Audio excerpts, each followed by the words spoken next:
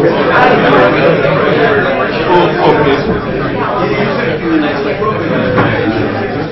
well, we get started. So we're very fortunate to have four distinguished guests here today. We're going to talk about the scramble for Africa, and we're going to talk about business opportunities in Africa from all different angles, from different industries. What we'll do, we'll start by maybe start down there at the end with Jamie. Have each of our guests introduce themselves for maybe a minute or two, and then we'll circle back with some of the media questions. So, who are you?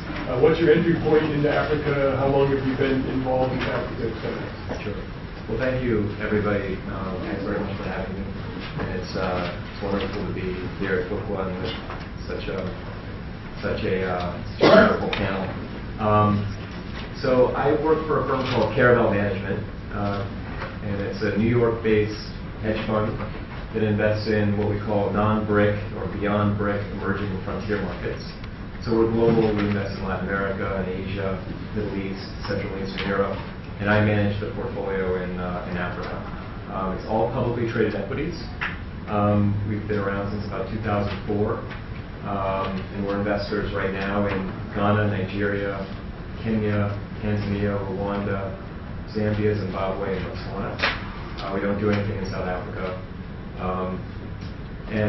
I'd say if you had to describe our investment process or thesis, it's really around three key areas, three key sectors. One is financial services. Second is consumer, broadly defined. And the third is infrastructure. We don't do as much in natural resources. My name is Mutuma Mawere, born in Zimbabwe. I educated in Zimbabwe and the US in finance, economics.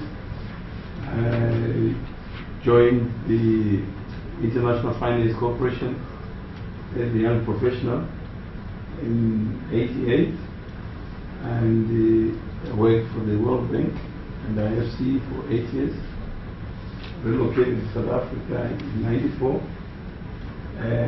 First, I set up a company in the British Virgin Islands called Africa Resources Limited. I was still in Washington. And the idea then was to look at Africa in terms of resources and set up a vehicle that can then raise capital to invest in mineral resources. Because the biggest danger or risk we saw in Africa was that there are very few Africans in the enterprise sector.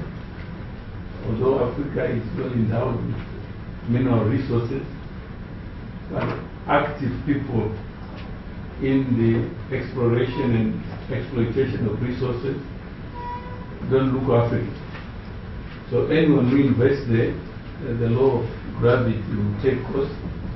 You are bound to lose something. So I was fortunate when I got to South Africa to be involved in a leverage buyout of a few English companies that had an interest in Zimbabwe and South Africa. So I had an easy entry into business. I managed to negotiate a takeover of a big mining concern, an industrial company with very limited capital on the promise of paying back. So that's my entry into the corporate side of Africa. So I'm still in South Africa. You read in my profile, that company was involved in asbestos. Some of you may know the product. When I took over in '96, the larger, about 80% of the revenues were coming from asbestos. So we decided to diversify into financial services, telecommunications, but we reduced the contribution of asbestos. So in 2004, we had about 26 companies under the group just in Zimbabwe alone. then the government came up with a new idea to take over the business. So they passed the law, which has never been applied to anybody else except me. So the businesses are under the control of the government as a result of that creative piece of legislation. Hi, my name is Peter Toms, and I'm from San Diego, where I run a registered investment advisory firm advising high net worth individuals, corporations, and nonprofits on investing their money around the world. And my partners and I have recently started a strategy focused on investing in sub-Saharan Africa. And it's a very new topic for most of our clients, and we're trying to give them a good education on the topic. My own interest from Africa stems from more than 30 years ago when I attended high school in Ethiopia, and I've since been back many times for extensive trips in Africa, the most entertaining of which was a one-year, 25,000-mile trip from Morocco to South Africa that I undertook with a backpack and $5,000 strapped to my waist. And so our intention with our Africa Capital Group, as we're called, is to educate American investors on the tremendous opportunity that's available for investing in Africa. I mean, we think that, in general, the perception here in the U.S. is probably 20 years behind the times in terms of what's really going on the ground there. And there's certainly a scarcity of growth in the world these days. Most of the growth is coming out of frontier markets. And even if you saw the Deputy Prime Minister's chart from The Economist that had India and China listed on the top there for economic growth through 2015, well, you could just scratch them off because they're not going to come close to what was recently projected. So our business interest is fairly simple. It's fairly clear. We're going to get out there and talk to as many American investors as possible and try to be the bridge by which they can invest their money in companies that are doing well and doing good in Africa. Thank you. My name is Cindy Mabaso-Boyana. I am South African. Maybe just to thank you for giving me this opportunity to come and engage with you. One of the things obviously I noticed is that Duke University in 2010 spent close to R1 billion, or rather dollars, rand and a dollar, two different things, on research. Which is quite important, obviously, if you're looking at training and development, which is something, as much as I'm an accountant by training, people and talent development is a passion of mine. I've spent most of my time as an accountant, obviously, with government being close to me, risk management, mainly in the public sector. I have had the opportunity of being financial director with one of the largest facilities in Africa in the continent, Transnet, which is an organization that which is a very interesting asset. It's the only organization in the world that I remember trying to do benchmarks as a financial director of Transnet across the world. And discovered that Transnet was the only organization in the world that owned an airline. South African Airways has just been hired off of Transnet, that owns and operated the railways, that owned and operated the ports, owned and operated freight by road. So I spent some time in that stable, which was mainly a state-owned entity. I spent some time back in the profession with Ernst & Young. And interestingly enough, while I was at Ernst & Young, my main role was assisting public sector again in turning a few government departments around as well as public sector across Africa. I then went back to the public sector when there was a huge focus again on capital investment now in passenger transport in the country, with 2010 World Cup being a catalyst of the South African government looking at investing heavily in infrastructure, preparing for 2010. And that was a great time where we had to reinvest in the public transport system as part of that. We've spoken a lot about enablers in South Africa, and South African government looking at policies that transform our environment and making sure that societies and communities that historically were not involved in the economic participation of the country are now involved. And one of the great initiatives that South Africa started is making sure that as we transform, we are not just shareholders in these companies that were predominantly owned by the white regime, but that there's also depth in running those organizations. So the entrepreneurial bug has hit me, and I'm deep into the industrialization space, because to be shareholders and yet we can't run this organization and run these industries and become industrialists is not going to take us very far. It's not sustainable. So I have rolled my sleeves, and I'm now an entrepreneur. I've invested in mining services. We do drilling and blasting, not advisory. Drilling and blasting, loading and hauling. We provide safety systems.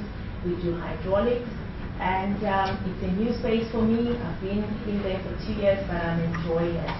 So that's basically me in a nutshell. But I continue to be very active in developing talent in the chartered accounting space, because again, the accounting profession amongst black people was unheard of.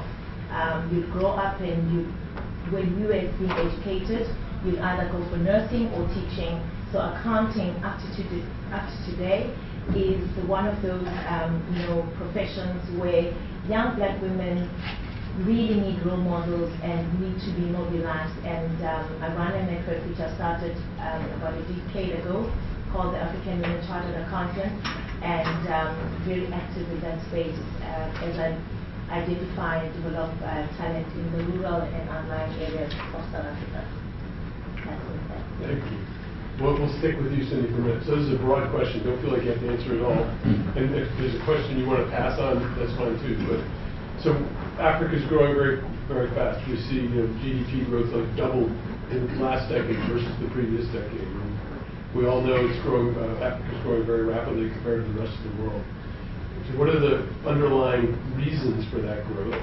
And is it kind of self-sustainable within the continent of Africa, or does it involve outside, Chinese investment or whatever? Don't try to answer all these questions at once, but where's the growth coming from? Is it self-sustainable? How's it happen? Is it purely organic?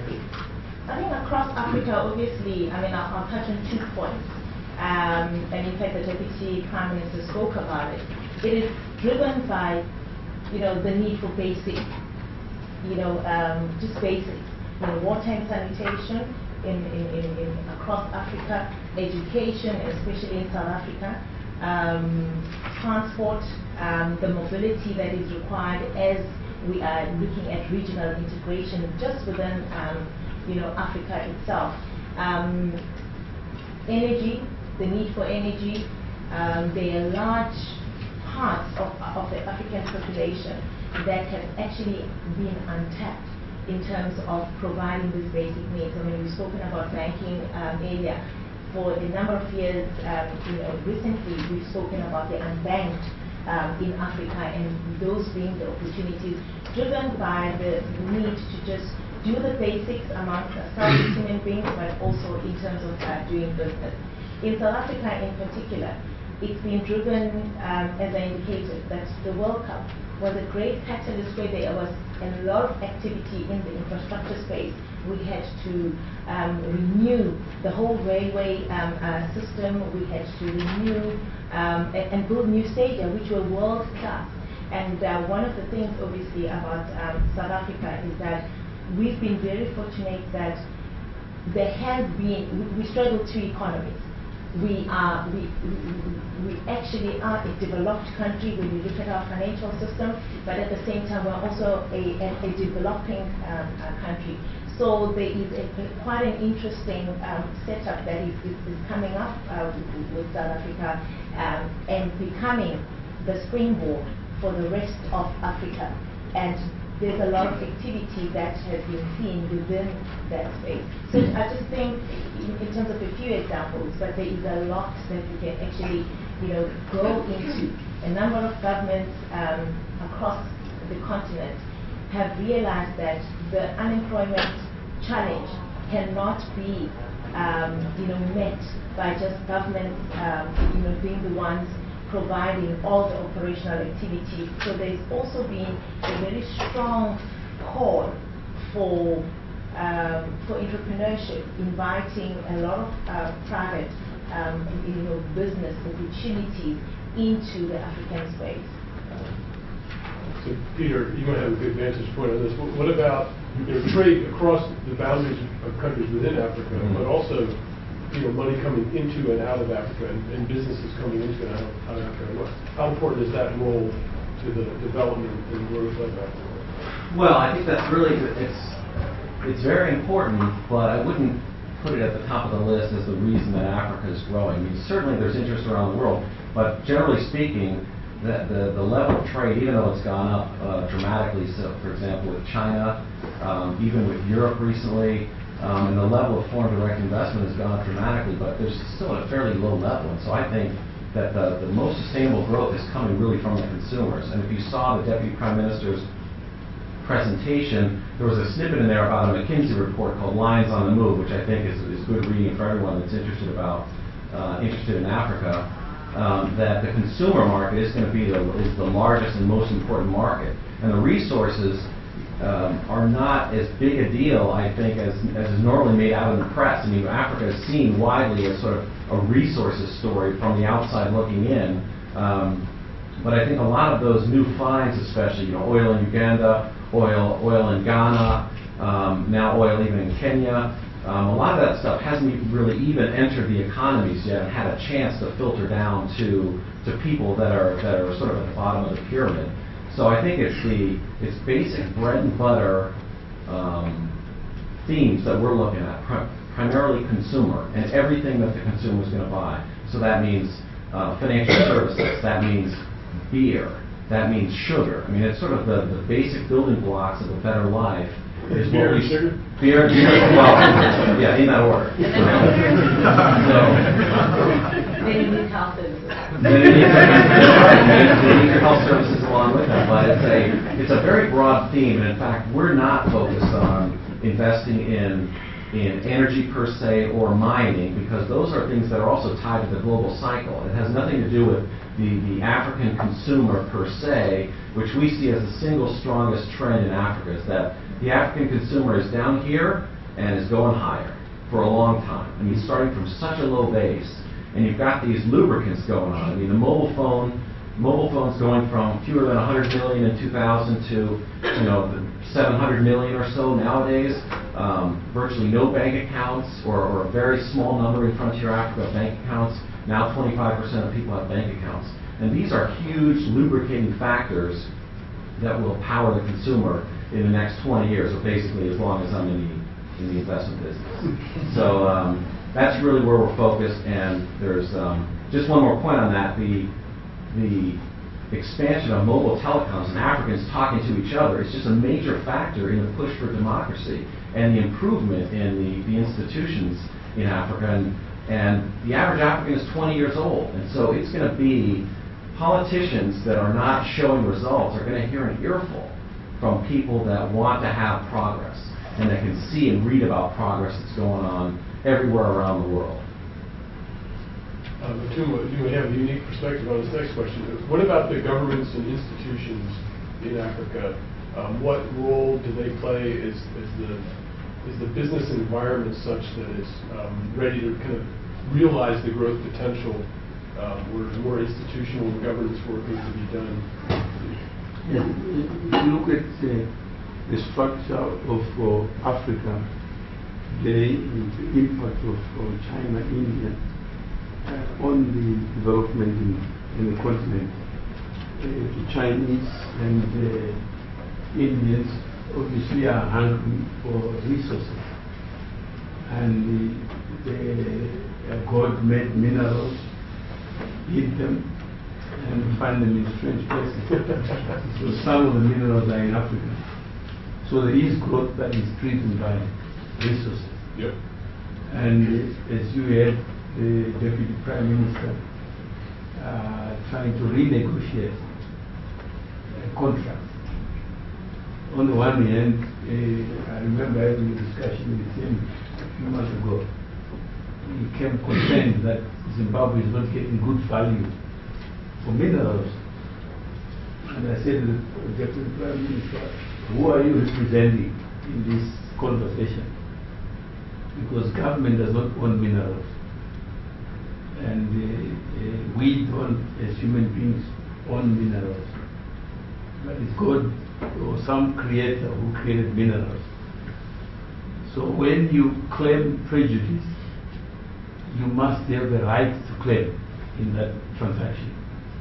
So as government, what is your injury? If I get a prospecting order, I discover $1 billion worth of minerals, where is the injury to government?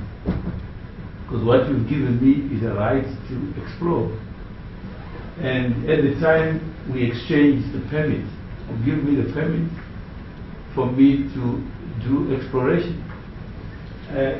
Both of us don't know, we're ignorant. But if we created a new market where a customer is allowed to change his mind to file the contract just because you have revealed the expectation, then you undermine commerce and industry. And that's the beginning of the end of our corporate.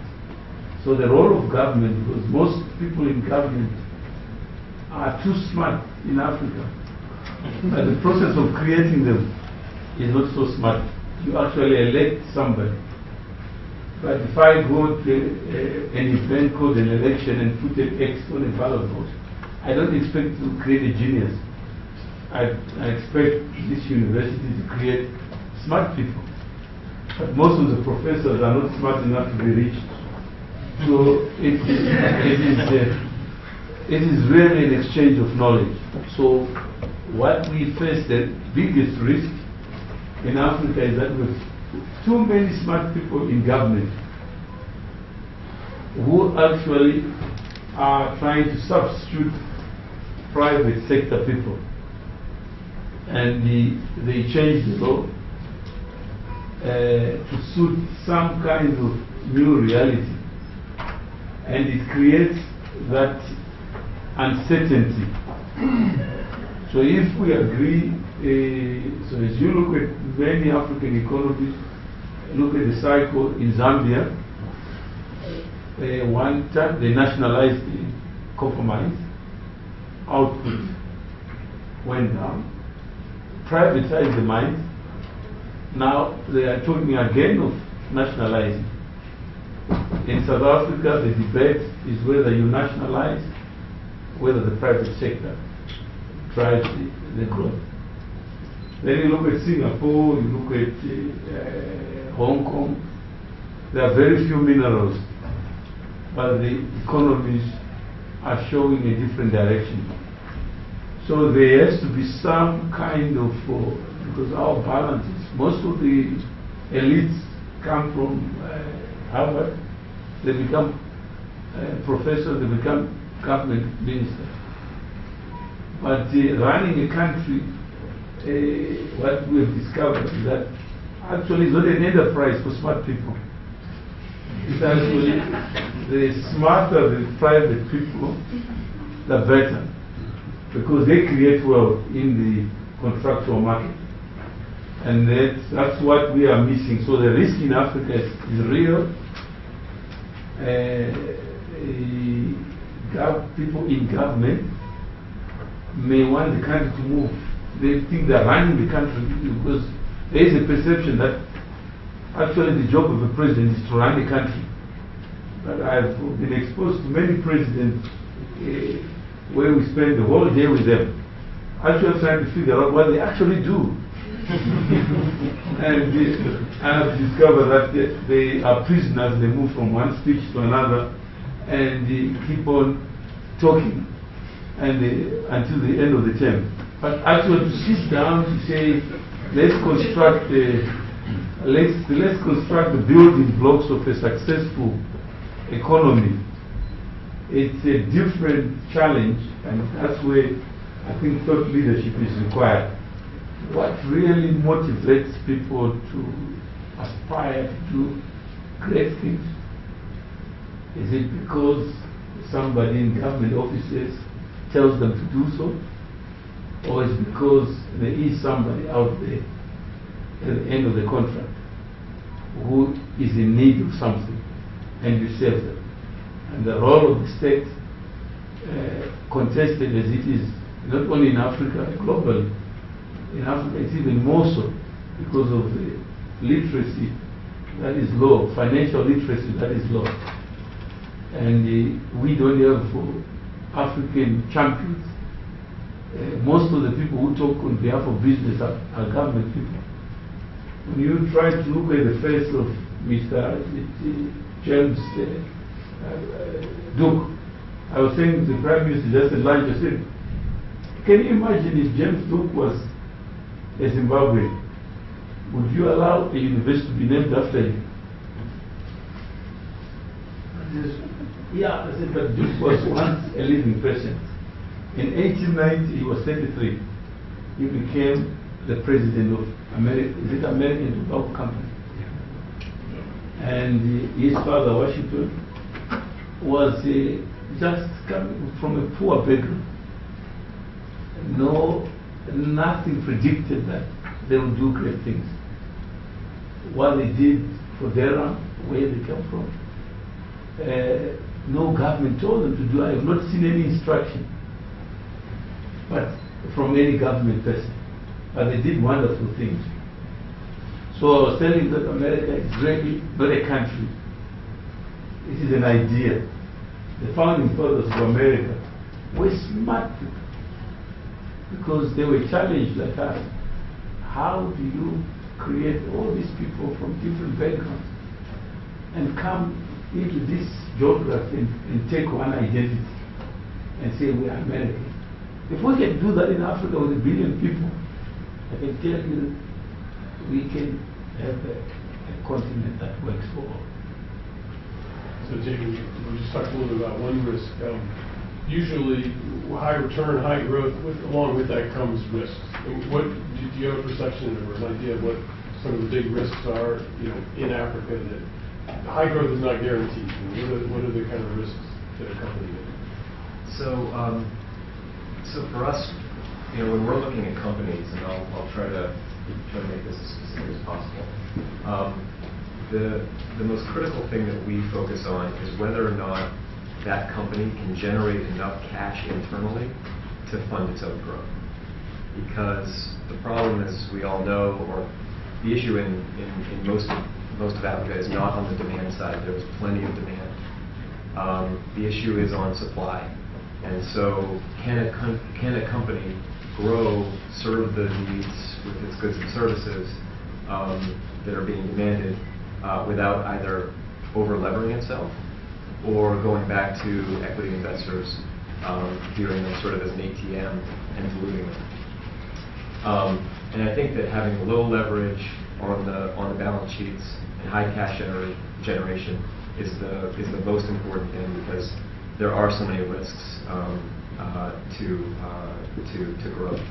I think that government is a material risk in a lot of these countries. I don't want to downplay the issues there. It's maybe not in the case of not a situation of nationalization, but bureaucracy is a significant problem. In many cases, there are ways that government or politicians find ways to intervene in companies in such a way as to destroy value. But for me, I think not having infrastructure in place in order to, or reliable infrastructure in place for companies to deliver their goods and services is one of the biggest issues, and macroeconomic stability.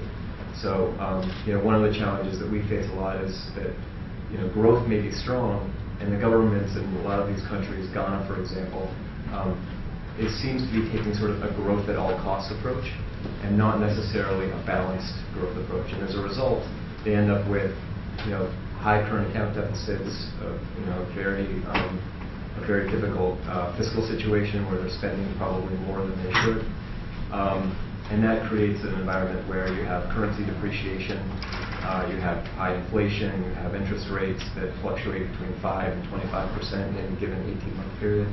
And without that macroeconomic stability, consumers can't save, companies can't invest, and it makes it very difficult to plan for the future. So Cindy, there's social issues in Africa. You kind of touched on some of them already. Can we think of this from a purely business perspective, or what are the underlying social issues, and how do they kind of interact with this business success, if you will?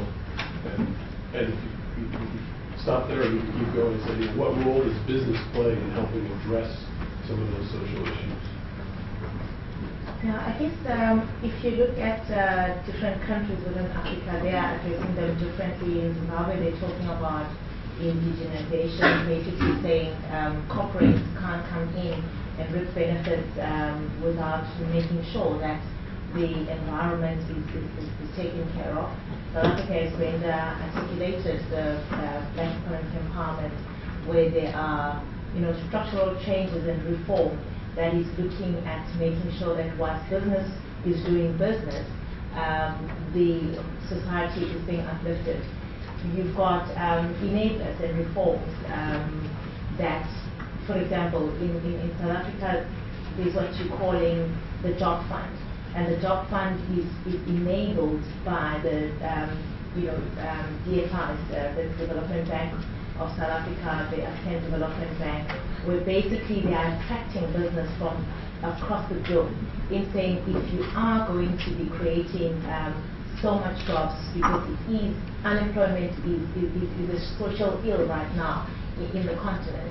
If you are creating jobs and you're coming to set up in the country, in the continent, here are the benefits. There are certain tax breaks that are provided, especially if you are setting up industrial and manufacturing and beneficiating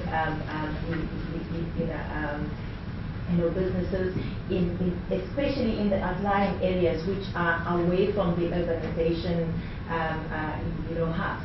There are certain grants that are provided to those businesses. So there are enablers that the countries are making sure that in attracting the foreign direct investment, while businesses are making profits, but the countries are actually being taken care of. So pretty soon we're going to let you all ask questions out there, but a lot went out to any one of you three down there. So we have people in the room here, some of whom probably want to do business in Africa at some point, either on the ground or from another location, reaching in and from a multinational company or something. What advice would you have? Let's assume everyone here is going to graduate within a year. Okay, so not worried about what classes they should take while they're here as much as over the next 5 years, the first 5 years of their post-MBA business career, what should they be doing to make it so that 6 years from now they're really able to best engage in Africa and be successful business? And any one of you, go ahead. I'll take that one. To me, that's an easy one. The main thing is don't delay. I mean, the longer you get in, if you go and you get into a consultant job with the idea that, oh, well, in 5 years I'm going to Africa, it's probably not going to happen. You'll have maybe a family, you'll start making real money. The time to do it is right away, and don't wait around, because your life will slip by. I mean, I've got good friends that went to top schools, and now one of them is selling a big machine, for a big company, and he doesn't know how he got in that situation. He's been doing it for 20 years. So you have to sort of grab your future by the neck and go do it, and don't delay. I mean, especially now, too. I mean, I think you have a chance to get out there now, whether it's with a multinational that has an operation there or working with an African company, of making faster progress and gaining much more responsibility by doing it now than thinking you're going to wait around and do it in 5 years from now. So I say, forget the waiting, just go do it right now. So that's the timing. What about, like, you want to be a business leader in Africa. You might not be from Africa. What do you do to get yourself in a position? And you do it now. Start now. I got that. What are the steps you should follow to get there? So, I mean, I'd also just throw out, I agree with everything Peter said, but I would also say that, demonstrating interest and experiencing or having experience on the ground, I think, is the most important thing. And I would, at the risk of alienating people who are really committed to sort of the NGO nonprofit world, I would say that if you wanted to do business in Africa, you really should be focused on going to Africa and doing business. And so that maybe that is with a multinational, maybe it's with a fund, private equity, venture capital, et cetera, that's doing something there.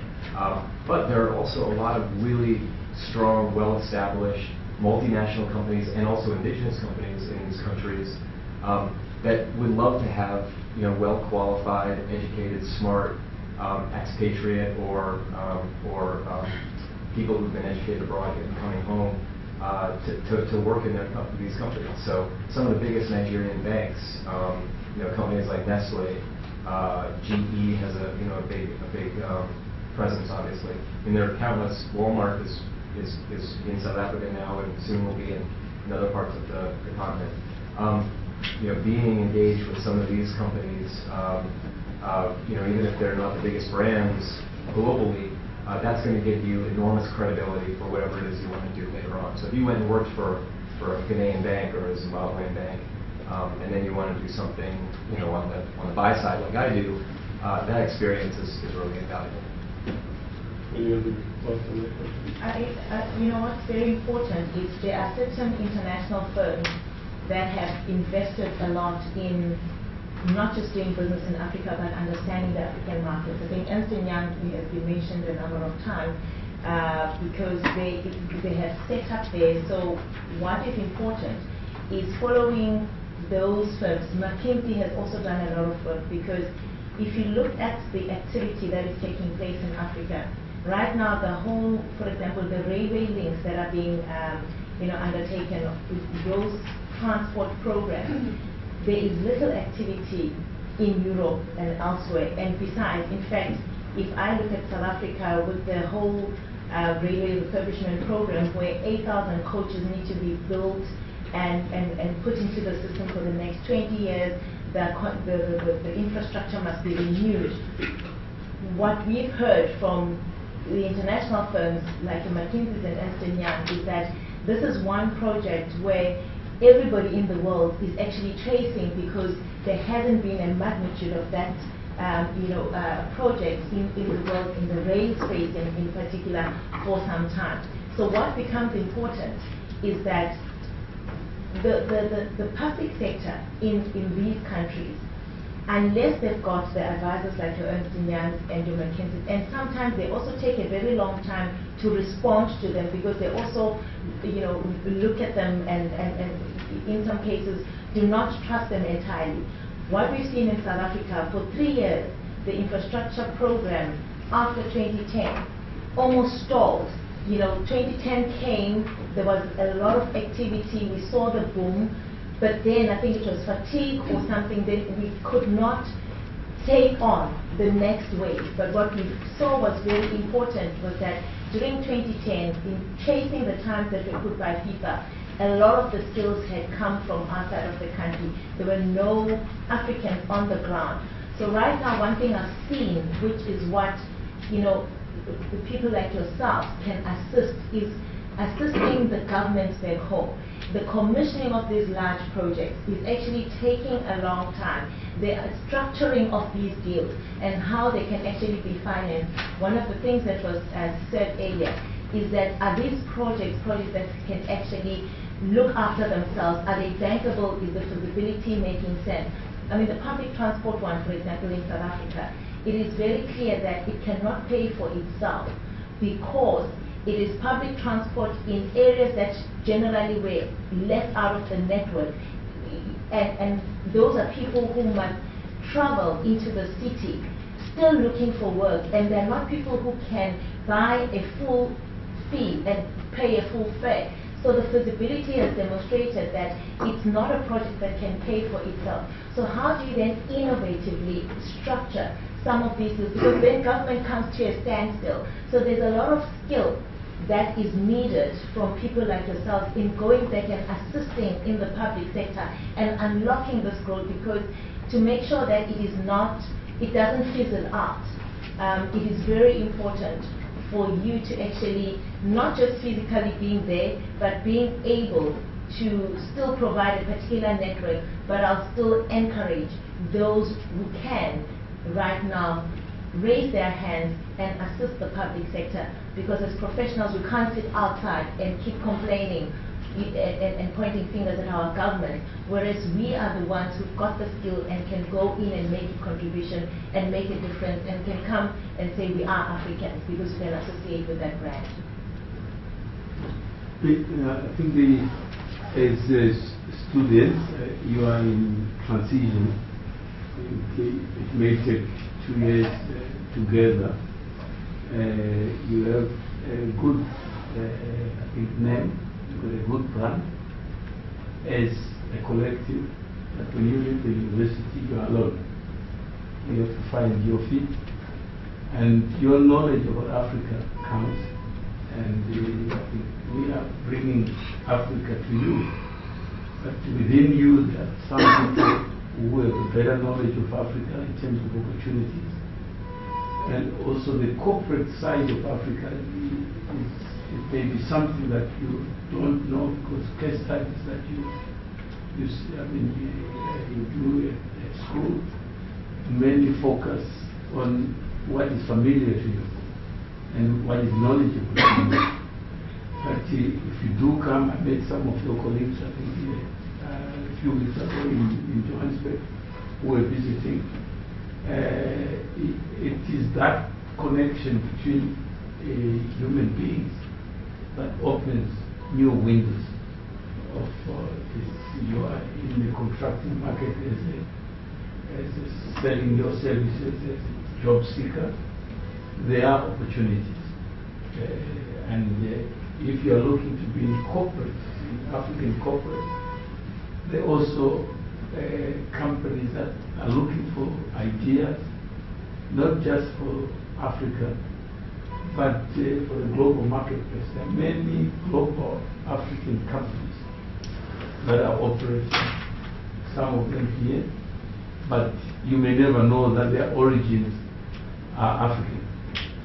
So what I encourage you is, if Africa is the direction that you want to go, please take time to study, understand, and who are the drivers, who are the builders of Africa. And when we had this discussion, you are fortunate that one of your fellow students, Martin, met him in New York. And when I met him last year, he was talking of setting up a fund. First they were looking at telecommunications. He said, we want to invest. He said, who are you, Martin? He says, okay, I got some couple of friends in Wall Street. So I said, okay, let me meet your friends. So I went to New York, met with his connections there. So I said, look, the amazing thing is that Africa was not colonized by people with money. The people who came to confuse us were not moneyed people. They had knowledge, and they were pretty much, it would be very expensive to leave Europe to go and be poor in Africa. It's a bad project. But most of the people who left Europe, really they couldn't get a good life in Europe. And they knew that the structure of Europe did not accommodate many of them who were creative, innovative. So they went to Africa and found us disorganized, trying to just be alive. And they saw an opportunity. Nobody invited. I don't think there are very few many Africans who invited anybody to come. But they just discovered every year the numbers were increasing. Somebody told somebody, somebody told somebody. And those who went back to Europe managed to demonstrate that they done well. And Africa has been rewarding for more than 200 years. And people have gone back to Europe, they went back and bought expensive addresses, and they did well. So if you come to Africa, you won't be the first one to come and make something out of it. So don't feel intimidated by the returns in Africa are higher per dollar invested than probably anywhere else. As we are speaking, I think America has a great investment case. And the macroeconomics is not on your side. The future is not on your side. So, if there was a lottery of life, I would choose to be African. And because I know the future is bright. And if you are from Duke and you use your limited time here to also understand about African securities, African companies, you find, and just do your financial analysis and look at the financial numbers, you will be shocked that the kind of returns that are unthinkable in this market are possible in Africa. If you look at Nigeria, you'll be shocked. The climate may be different, but the money is not different. So there is a big opportunity there. South Africa, as Cindy was saying, there is right now a whole, I mean, it's 19 years old, South Africa, a democratic South Africa. And there's a lot of social adjustment, there's a lot of, if you look at just opening the economy to people who are not meant to be in the mainstream, just integrating them into the economy, it's a massive opportunity from infrastructure, just services, and looking at South Africa as a platform for investment in the continent of Africa. Because if you look at Africa, the drivers in South Africa is not just the geography of South Africa. It's actually a point of flight for the rest of the continent. So most of the key decisions about supply chain are made in South Africa. If I'm Walmart, it's more expensive to bring see a president of Walmart to Central African Republic than to Cape Town. Bill Gates will find it easier to spend a night in Johannesburg than in Harare.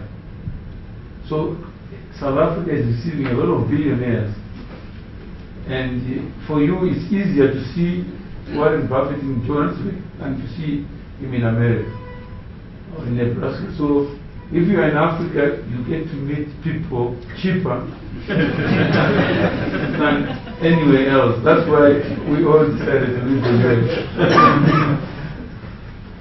Question? So we all understand the potential in Africa, but there seems to be so much more potential outside of Africa as well, coming from that low base as well. Look at countries like Burma, which is going through this whole process of democracy, Sri Lanka, which is coming out of the civil war, Bangladesh with its huge population base, and Mongolia, whose public equities market grew up the fastest in the last 2 years.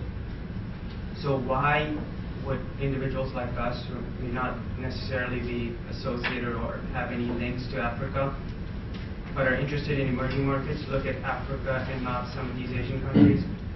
And secondly, how does Africa as a whole run after these scarce FDIs when Chinese money and Indian money may be going to these countries in Burma or Sri Lanka? I think God has a better answer of this. He was very generous to Africa. In terms of resources, I've yet to see any other continent blessed with natural resources. than Africa. I even checked if you go to Bangladesh and you go to Ghana and look at to drive these economies. Fundamentally, you also need resources. Without steel, you can't spare some of the developments that are taking place. Even China, stomach is empty. They need iron ore to drive the steel mills. And unfortunately, iron ore, you can't manufacture it. It's either create, it's either you have the resource, you don't have the resource. You look at coal, manganese, you look at ferroalloys.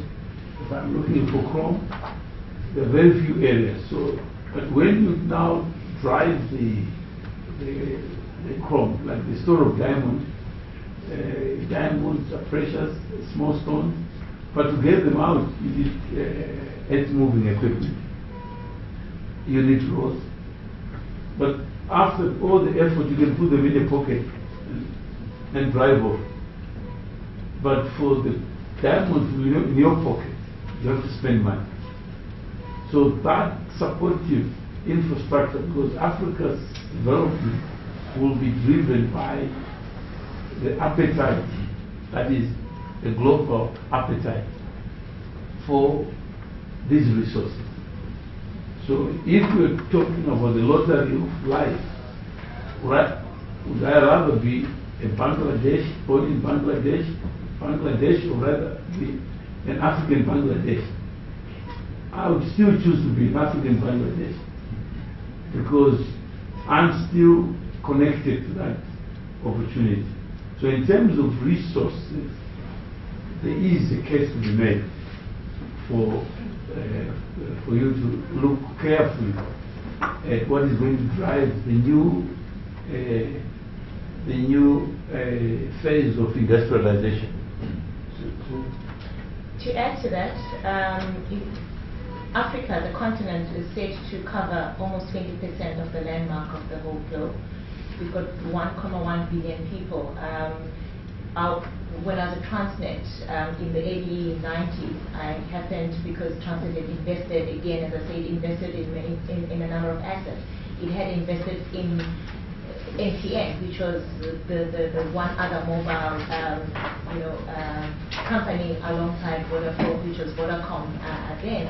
And its growth really was unprecedented because of the numbers, just the volume. So from a volume point of view, Africa as just that continent can give you a lot of coverage, and with those growth prospects. I mean, The Economist cover page in 2011, last year, showed a brown field with a young boy carrying a kite, a colorful kite of Africa, compared to in 2001, when the headline was Africa, a hopeless continent. So clearly, one of the things that we woke up to as Africans is that why is the world singing the praises of Africa? We as Africans, to be honest, it took us a very long time to have a personal mind shift and self-confidence of what we have, of what we are, and what we can be for the rest of the globe. So, and in fact, I think there's a lot of communication and marketing that we are doing better now. Probably a little too late, because I think people have marketed us more than we have marketed ourselves. And so I think basically the fundamentals are there, and they actually exist. So just a quick question. You mentioned training and you mentioned infrastructure. So a personal anecdote. This summer I was in Ghana visiting my dad, and there was a new freeway that was built a few years back. It's called the George W. Bush Highway. And I'm sorry? In Africa. In Ghana, exactly. And it's one of the best roads in the country, but it was built by Chinese contractors. So it goes to the point about, you have infrastructure built, which I think is the biggest need continent-wide, but there's no knowledge transfer. So it's built, and then the people who build it leave. And so if we need another, highway built, we need to bring in those contractors again. How do you think, or what do you think is the most effective way of kind of increasing this this need for training, or that desire, at least maybe from a government perspective or just from an education perspective, to train people to stay in those fields? Because I have so many friends who are well trained as civil engineers and they leave Ghana because they don't think that there's any project like this one that they'd be able to work on. So how do you keep? You know, I think, again, and I'm sorry that I keep using the South African experiences, but I think for some time, a lot of learning has gone into South Africa, and probably that one or two things we can learn on how to do and also how not to do them. And again, you know, being blessed and being at Transnet, SAA those days, it remains a state-owned entity today, but South Africa has learned to use their state-owned assets in driving the transformation of the country. When we were corporatizing South African Airways as accountants, because we were organized, when government gave an international firm, SBC Warburg, in assisting in the corporatization, it became law. No international firm, whether advisory or actually doing, gets an entire project without we came up with core audits, even audit firms. You would get a local assignment and you're going to partner with a South African black-owned entity. Those days, you know, within Transnet, a number of conditions will be given to any contracting party. You shall take so many people throughout this process to go to your environment, spend time at SBC Warburg. In fact, how we have structured even the renewal program of the Airbuses, you know, most of us spent time in Toulouse in France, just going through the manufacturing space on how, you know, the manufacturing process took place. But I think most recently, when you bring in the maintenance, is on the railway project. It has been done in such an innovative way to say that the first tranche of the building of the coaches, of this 8,000 coaches, which is going to be at least about 300 coaches per year, will be done in the country that has won the tender. However, the next will be, because you're going to take South African engineering firms, black-owned, to your space, and the next generation, the rest will be built in the country, in South Africa. So we've had a lot of those kind of experiences where if government is the enabler because they own the assets, they own the contract. So BE has been a great catalyst for us because government says, we're the main buyer. We buy in volumes, and we're the ones that buy, you know, large amounts of advisory work. So we shall withhold this unless you are willing to bring to the party. And that is what is the leverage that Africa has today. Just comment on this, you know. So I think the largest risk that Africa faces is also the best possibility for it, and that is that 40% of the population is under the age of 18, or thought to be. And in 10 years, those people are going to be young adults. And there's going to be a massive bulge of the population that doesn't have access to good jobs if something isn't done reasonably quickly. So I think the best answer to the training question, I mean, it sounds a bit trite, but it's the iPad. I mean, the fact that connectivity is increasing, you know, fairly dramatically, you know, covers a wide range of people now in Africa. And my son, you know, he's in second grade, and he's teaching himself all these different math problems on a program called SumDog, where he's like competing against other people in his class online to do math problems. And so a lot of it is going to have to be electronic.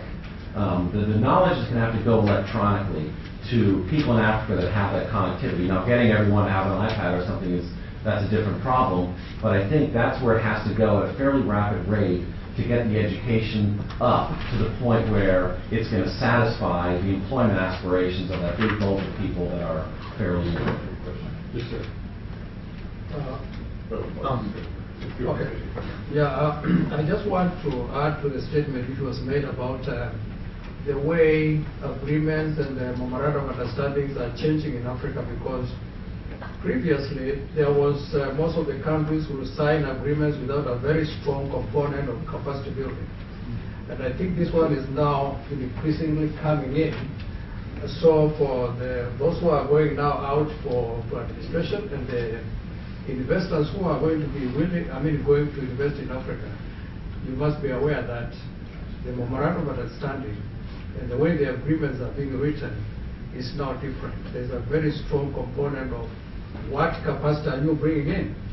And I think in the question of employment, I think this should be extended to employment to make sure that when people come with for technical expertise and support, there should be a kind of a quota system where in fact the employment should benefit those people who are there. Because like now, we've got a very large output of students from universities now.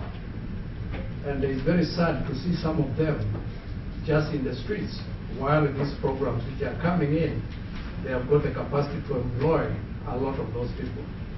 So I think this is something which needs to be built in.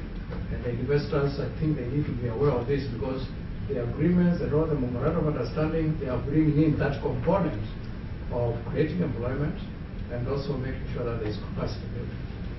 We have time for 2 short questions, short answers, or only 1 long question, long answer. Okay, then this should be a quick answer. Part of what Hussein was asking about when he was comparing the Southeast Asia region to Africa was partially about the potential, but also about the progressive government measures that have been taken. The few prime ministers spoke about how Rwanda has turned on a dime and instituted some very progressive measures. Can you give an example, and in all fairness, outside of South Africa, because South Africa has been instituting very progressive measures. Outside of South Africa, a concrete example where governments put in measures that have attracted investment. If you look at Mauritius. Mainland, Southern Africa. Okay, in Sub-Saharan. Sure. In Namibia, it's maybe a different case. In Tanzania, it's more in Mozambique, Angola, it's the IC,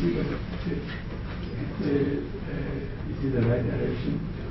I just wanted to maybe just answer the issue of skills. The world that we live in has changed.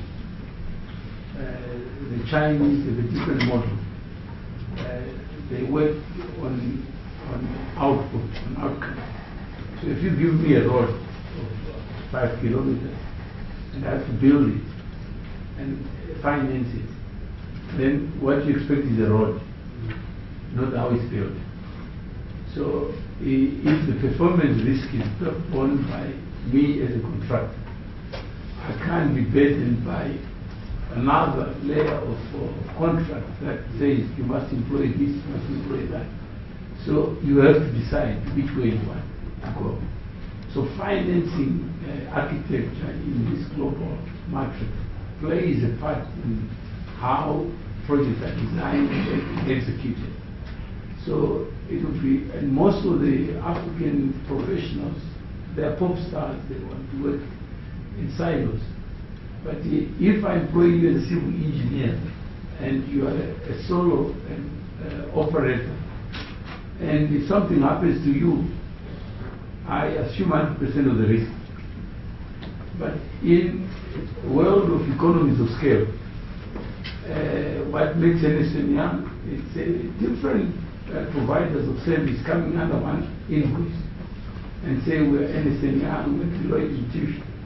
But to get Africans to come together and organize themselves, it's not about money, it's not about skills. I mean, the people who want to benefit from Africa are the most disorganized and most inward-looking, selfish, and professionals come on the top of the list of the most selfish people. They are easier to employ, but not to be entrepreneurs. So if you were to look at you guys as new frontier of service providers, you need to look yourself in the mirror, not look at the Chinese, what they're doing. Because they have to survive. They have to do what suits the Chinese. It would be naive on our part to expect the Chinese to employ an African. I can't communicate with you, I need to complete. So they come with a blueprint, with the designs and everything in Chinese. And even if I'm a civil engineer, I still have a language barrier. I need to be able to communicate with them. So That is the world we live in. If I'm Indian, I'll bring my Indian brothers. And probably if I come to do, and we are here because of your level of corruption with my